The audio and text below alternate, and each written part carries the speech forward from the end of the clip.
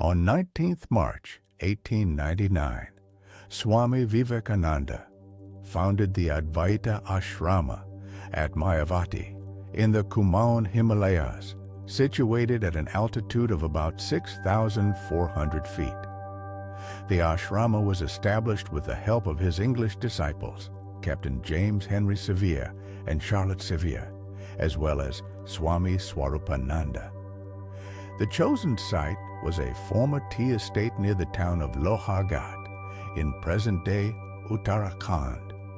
Surrounded by snow-covered peaks, pine forests, and silence, the location was ideal for what Vivekananda envisioned, a retreat dedicated solely to the study and practice of Advaita Vedanta, the non-dualistic philosophy that teaches the oneness of all existence.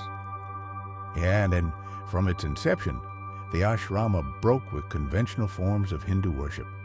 In accordance with Advaita principles, Swami Vivekananda instructed that there be no idols, no ritualistic puja, and no sectarian symbols. Instead, daily worship would consist of readings from the Upanishads and other Vedantic scriptures before an empty altar. This practice continues to this day, making Advaita Ashrama unique among the monastic centers of the Ramakrishna Order. nON, the Seviers, who had previously followed the Swami's lectures in London, relocated to India and provided financial and logistical support for the ashrama's founding.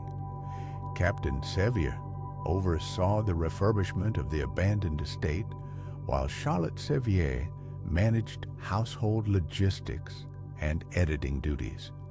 A hand-operated press was transported to the ashrama in parts, and by August 1899, the monthly English journal Prabuddha Bharata, Awakened India, previously published from Madras, resumed publication from Mayavati.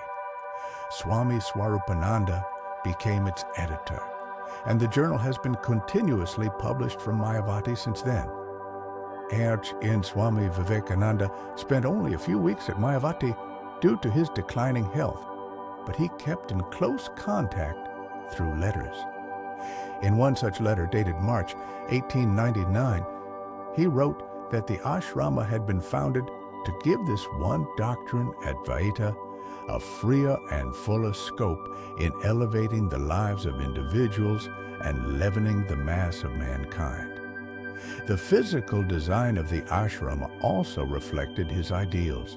Simple architecture with minimal decoration, buildings aligned without regard to ritual orientation, and structures built using local materials and carpentry techniques. And although some critics called the institution godless for its lack of idol worship, Vivekananda held firm. For him, the formless absolute was the highest ideal of Vedanta, and Mayavati was to be a place where the mind could pursue that truth without distraction.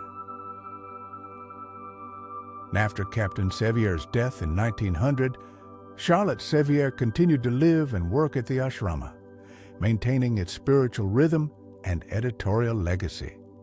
The ashrama became a center not just of retreat, but of publication, reflection, and rigorous spiritual discipline.